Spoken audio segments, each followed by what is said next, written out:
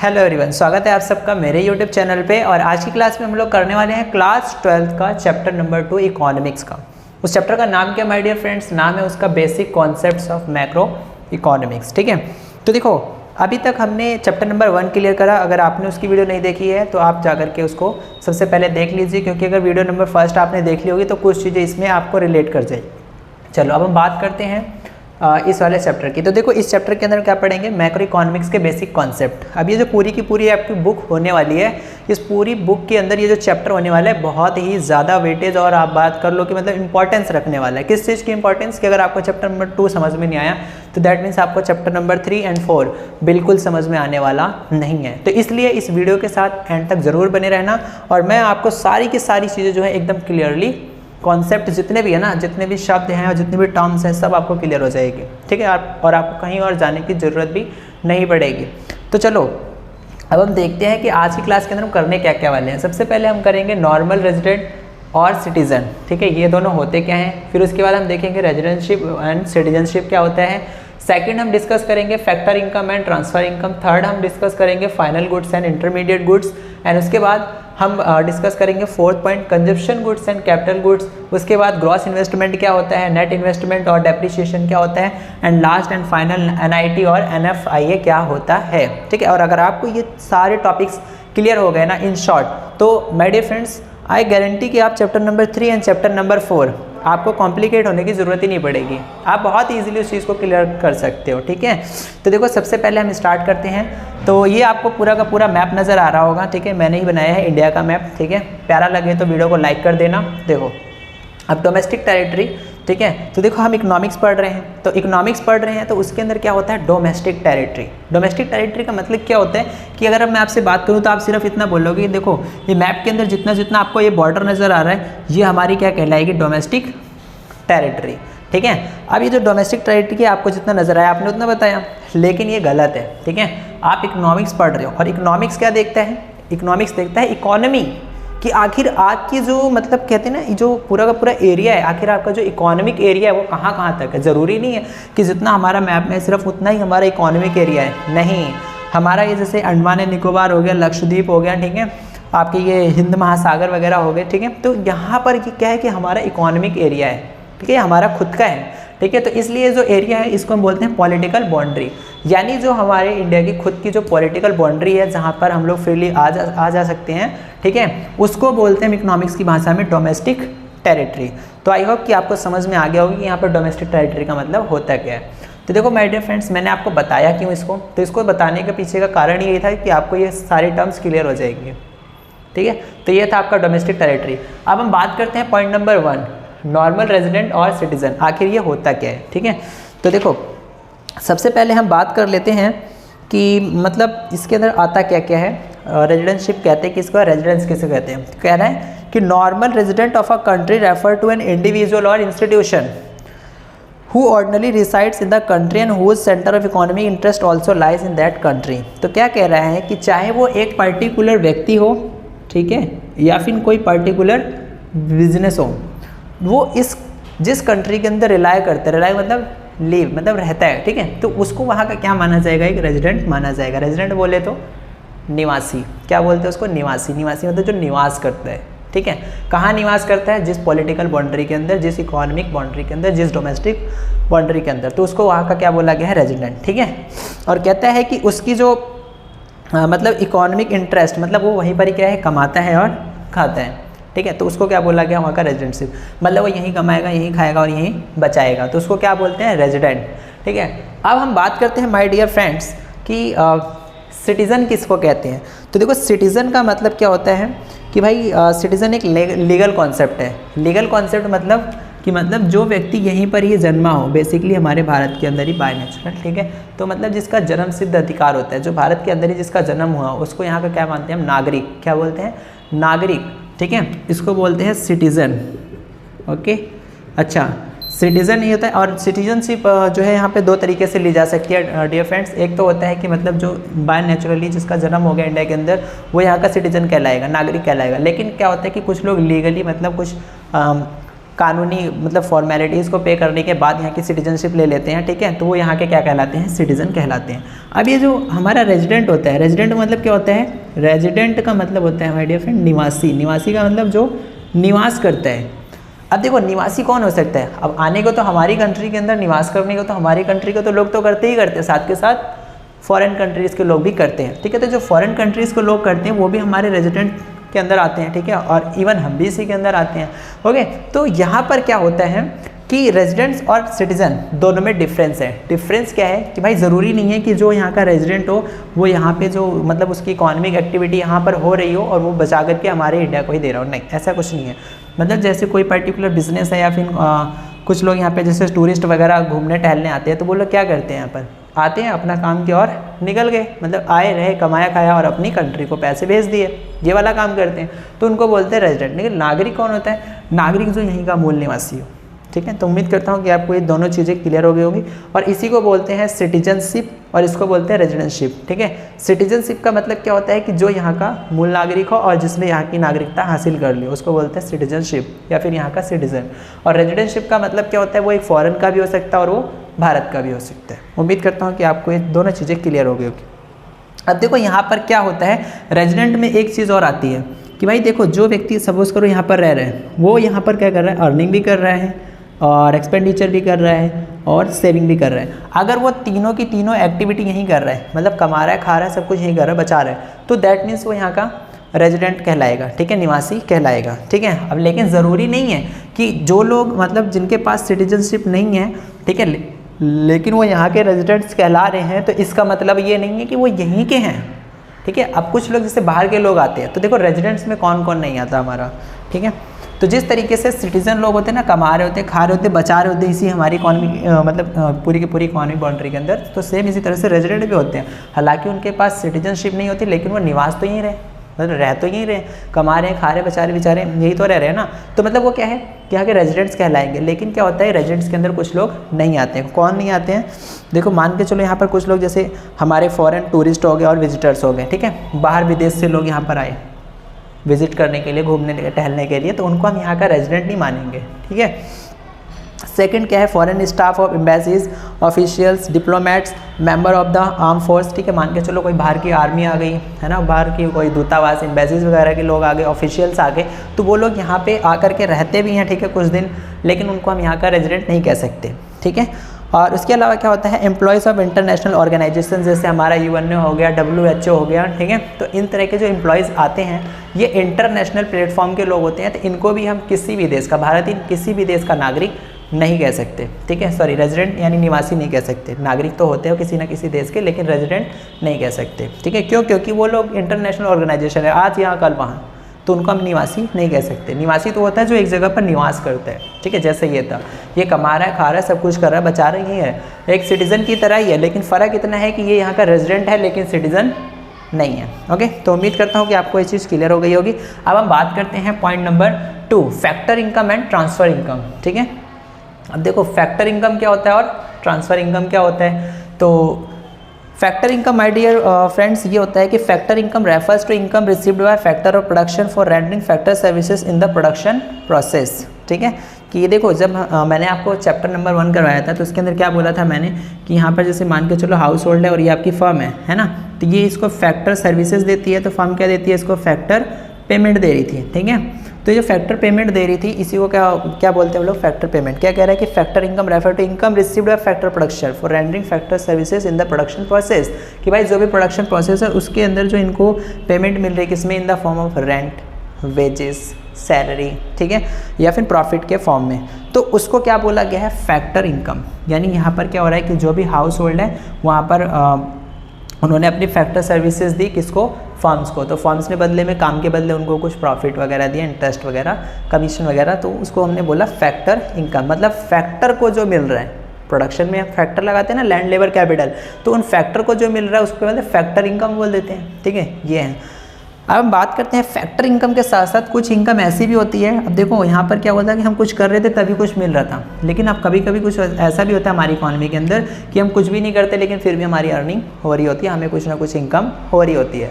तो जब बिना कुछ किए हमें मिल रहा होता है उसको हम लोग बोलते हैं ट्रांसफ़र इनकम। क्या बोलते हैं उसको, ट्रांसफ़र इनकम।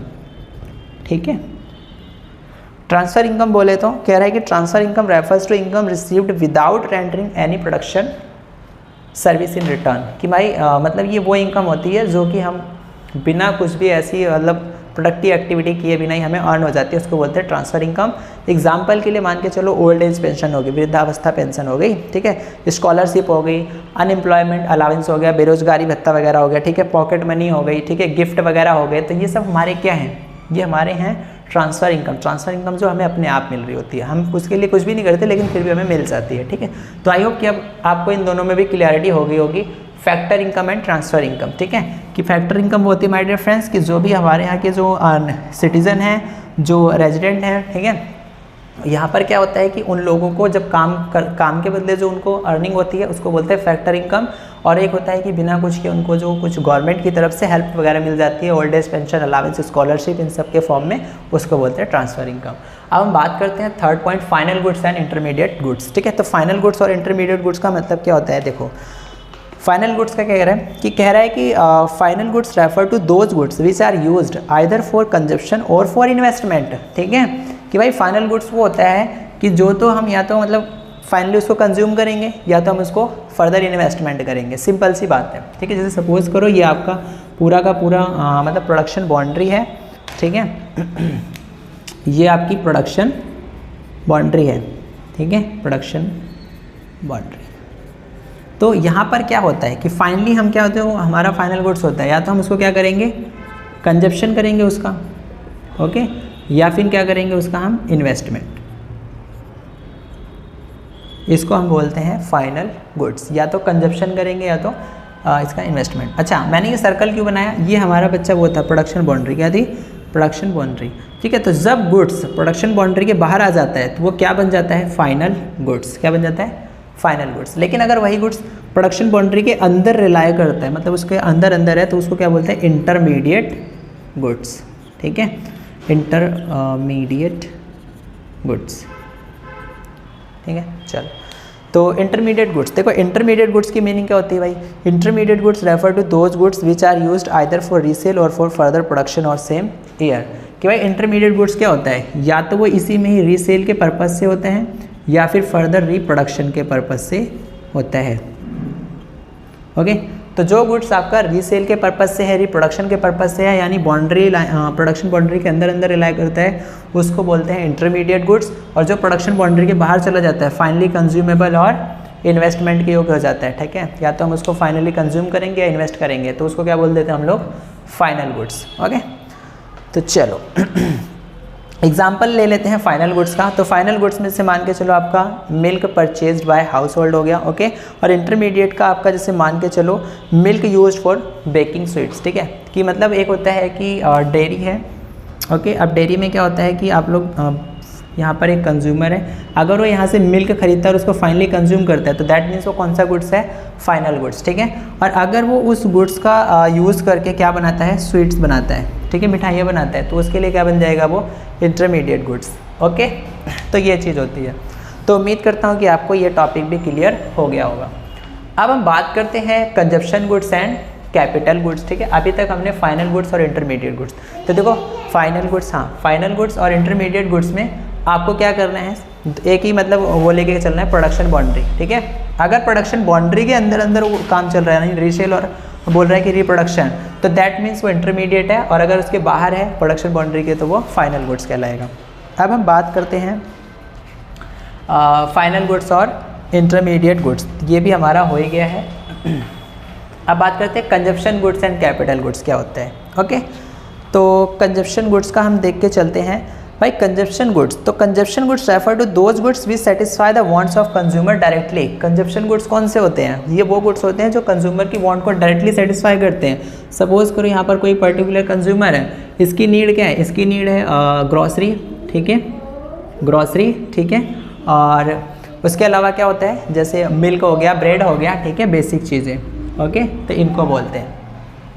तो ये आपका क्या कहलाता है, आपका कंजप्शन गुड्स कहलाता है, यानी कि जो ह्यूमन वांट्स को डायरेक्टली सेटिस्फाई कर रहा है, तो इसको बोलते हैं कंजप्शन गुड्स। ठीक है, और उसके अलावा अब हम बात करते हैं कैपिटल गुड्स। कैपिटल गुड्स क्या होता है, capital goods are those final goods which help in production of other goods and services. तो देखो रानी साइलेंट हो जाए बेटा। अब देखो कैपिटल गुड्स, तो capital goods are those final goods which help in production of other goods and services. तो देखो कैपिटल गुड्स क्या होती हैं, वो गुड्स होती हैं जो कि आपको मतलब अदर गुड्स एंड सर्विसेज को प्रोड्यूस करने में हेल्प करती हैं। जैसे मान के चलो मशीनरी हो गई, ठीक है, लैंड हो गया, बिल्डिंग हो गई, फर्नीचर हो गया, कंप्यूटर हो गया। तो ये सब क्या है आपका, ये है आपका कैपिटल गुड्स, यानी इनका यूज़ करके ही तो आप फर्दर और गुड्स को आप प्रोडक्शन करते हो, तो इनको बोलते हैं कैपिटल गुड्स। ओके, और जो डायरेक्टली कंज्यूमर की वांट को सेटिस्फाई करते हैं उनको क्या बोलते हैं हम लोग, कंजप्शन गुड्स। ठीक है, अब जो कंजप्शन गुड्स है वो कई तरह की होती हैं।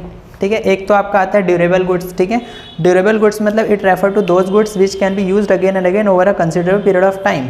ठीक है, कि मतलब ड्यूरेबल गुड्स जो थोड़ा टिकाऊ होती हैं, टिकाऊ वस्तुएं। ठीक है, जैसे टेलीविजन हो गया, रेफ्रिजरेटर हो गया। और दूसरा आपका क्या आता है कंजप्शन में भाई, semi durable. Semi durable which can be use for a limited period of time are term as semi durable goods. ठीक है, जो आप मतलब 6 महीने 7 महीने या फिर 8-10 महीने यूज़ कर सकते हो, उसको बोलते हैं सेमी ड्यूरेबल गुड्स। और ड्यूरेबल क्या होता है, जो आपका 1 साल या 1 साल से ज़्यादा चल जाते हैं।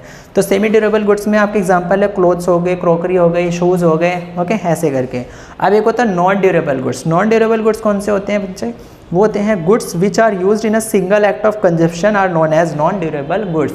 यानी कि नॉन ड्यूरेबल होते हैं जिनको हम एक बार कंज्यूम करते हैं और वो ख़त्म हो जाते हैं। ओके, एग्जाम्पल के लिए milk, bread, food grains, paper etcetera. अब हम बात करते हैं सर्विसेज। तो सर्विसेज का मतलब क्या होता है, services refer to non material goods which directly satisfy the human wants. ठीक है, तो कंजप्शन गुड्स के अंदर हमारा सर्विसेज भी आ जाता है, लेकिन सर्विसेज आपको पता है कि वो इंटेंजिबल होता है, वो दिखाई नहीं देता है। ठीक है, बट फिर भी आ जाता है। तो कंजप्शन गुड्स कितने तरह के होते हैं, 4 टाइप के होते हैं। ओके, 4 टाइप्स के, durable goods, semi durable, non durable and services. चलो, कैपिटल गुड्स आपको सबको पता ही है, प्लांट, मशीनरी, इक्विपमेंट्स। तो उम्मीद करता हूँ कि आपको ये नॉर्मल रेजिडेंट, सिटीजन, सिटीजनशिप और factor income, transfer income, final goods, intermediate goods, consumption goods और कैपिटल गुड्स, इन शॉर्ट फटाफट समझ में आ गया होगा। ओके, और अब हम चलते हैं, बात करते हैं ग्रॉस इन्वेस्टमेंट एंड इन्वेस्टमेंट और डेप्रिसिएशन की बात करते हैं। ठीक है, अब ये क्या होता है हमारा ग्रॉस इन्वेस्टमेंट, नेट इन्वेस्टमेंट और डेप्रिसिएशन। तो देखो कह रहा है कि gross investment is addition to the stock of capital before making allowance for depreciation. ठीक है, gross investment addition to the stock. मान के चलो हमारी इकोनॉमी के अंदर कुछ स्टॉक पड़ा हुआ है। ठीक है, अब उसके अंदर क्या है कि capital before making allowance for the depreciation. तो उसके अंदर हमने अभी भी कुछ भी प्लस या माइनस नहीं करा है, जितना फाइनली हमारा स्टॉक पड़ा हुआ है वो एज इट इज़ पड़ा हुआ है, उसको बोलते हैं ग्रॉस इन्वेस्टमेंट। जो भी हमने पैसा लगाया, ठीक है, जो भी हमारे पास प्लांट, मशीनरी, बिल्डिंग पड़ी हुई है, उसको डेप्रिशिएट वैल्यू पे नहीं देख रहे हैं, तो उसको बोलते हैं ग्रॉस इन्वेस्टमेंट। अब हम बात करते हैं नेट इन्वेस्टमेंट। नेट इन्वेस्टमेंट क्या है कि देखो जब यहाँ पर हमारा जो स्टॉक पड़ा हुआ था उसमें से हमने कुछ भी प्लस एंड माइनस नहीं करा था, तो उसको हमने बोला था ग्रॉस इन्वेस्टमेंट। लेकिन अगर हमने इसमें से डेप्रिसिएशन लेस कर दिया, यानी कि जो भी टूट फूट या फिर वैल्यू कम ज़्यादा हुई होगी उसको हमने कम कर दिया, तो उसको करने के बाद क्या आएगा हमारा, नेट इन्वेस्टमेंट ही तो आएगा। ठीक है, तो उम्मीद करता हूँ कि आपको ग्रॉस इन्वेस्टमेंट, नेट इन्वेस्टमेंट सब क्लियर हो रहा होगा। ओके, चलो अब हम बात करते हैं NIT। ठीक है, NIT नेट इनडायरेक्ट टैक्स भी आता है इसके अंदर एक, मैंने शायद लिखा नहीं था पर मैं आपको बता देता हूँ। ठीक है, एक होता है आपका इनडायरेक्ट टैक्स। क्या होता है इनडायरेक्ट टैक्स? ठीक है, इनडायरेक्ट टैक्स आपको क्या मतलब पता ही होगा कि इनडायरेक्ट टैक्स से मतलब क्या होता है कि मतलब जो कि इनडायरेक्टली लगाया जाता है गुड्स एंड सर्विसेज के ऊपर। ठीक है, तो इनडायरेक्ट टैक्स में से जब हम सब्सिडी को माइनस कर देते हैं तो उसको क्या बोलते हैं, NIT। ठीक है, तो जैसे मान के चलो यहाँ पर आपका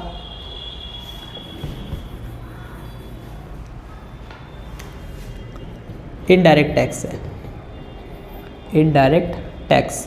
ठीक है, तो बराबर में क्या करोगे आप, जितना भी आपका टैक्स है माइनस उसमें से सब्सिडी कर दो, आपका आ जाएगा NIT, सिंपल। ठीक है, तो ये जो चीज़ें अभी आपको बस ऐसे ही समझ के चलनी है, इनका जो एप्लीकेशन है, ठीक है, जो इंपॉर्टेंस है, जो वैल्यू है आपको वहाँ पर देखने के लिए जब आप न्यूमेरिकल्स करने बैठोगे तब। ओके, अब बात करते हैं हम लोग net factor income from abroad, NFIA। ये क्या होता है, net factor income from abroad? देखो माय डियर फ्रेंड्स, क्या होता है factor income earn from abroad, जो हमारे यहाँ के कुछ लोग एब्रोड यानी विदेश जा करके कमाते हैं, ठीक है। तो वहाँ से जो पैसा भेजते हैं वो, प्लस जो विदेशी लोग हमारे यहाँ आकर के जो फॉरेनर्स अर्न करते हैं और वो यहाँ से जो पैसा ले जाते हैं वो, ठीक है। तो जो हम वहाँ से लाते हैं वो और जो हम पे करते हैं, ठीक है, जितना हमने रिसीव करा और जितना हमने पे करा उसके बीच का जो डिफरेंस है, ठीक है, उसी को बोला गया है net factor income from abroad. अब ये क्या होता है कि कई बार प्लस भी हो जाता है, कई बार माइनस भी हो जाता है, कई बार इक्वल भी हो जाता है, ठीक है। अगर मान के चलो हमारी रिसीविंग ज़्यादा है, पेमेंट कम है, तो हमारा पॉजिटिव है। मान के चलो हमारा रिसीव्ड भी उतना ही है, पेमेंट भी उतनी है, तो हमारा इक्वल हो गया। अब मान के चलो कि हमारा रिसीव्ड कम है, पेमेंट ज़्यादा हो गई, तो हमारा जो NFI है वो माइनस हो गया, ठीक है। तो यही था आपका पूरा का पूरा chapter, okay, basic concepts of macro economics. उम्मीद करता हूँ कि इन शॉर्ट आपको फटाफट मैंने समझाने की पूरी कोशिश करी है और आपको समझ में आ गया होगा। अगर वीडियो आपको समझ में आई और अच्छी लगी, कुछ भी अगर आपको कमी नज़र आती है तो प्लीज़ आप कमेंट कीजिए। मैं आपकी बातों को मतलब थोड़ा सा अप्लाई करके देखूँगा, इम्प्रूव करूँगा उस चीज़ में, ओके। तो थैंक यू सो मच, मिलते हैं नेक्स्ट वीडियोज़ के साथ, तब तक के लिए टेक केयर, बाय बाय।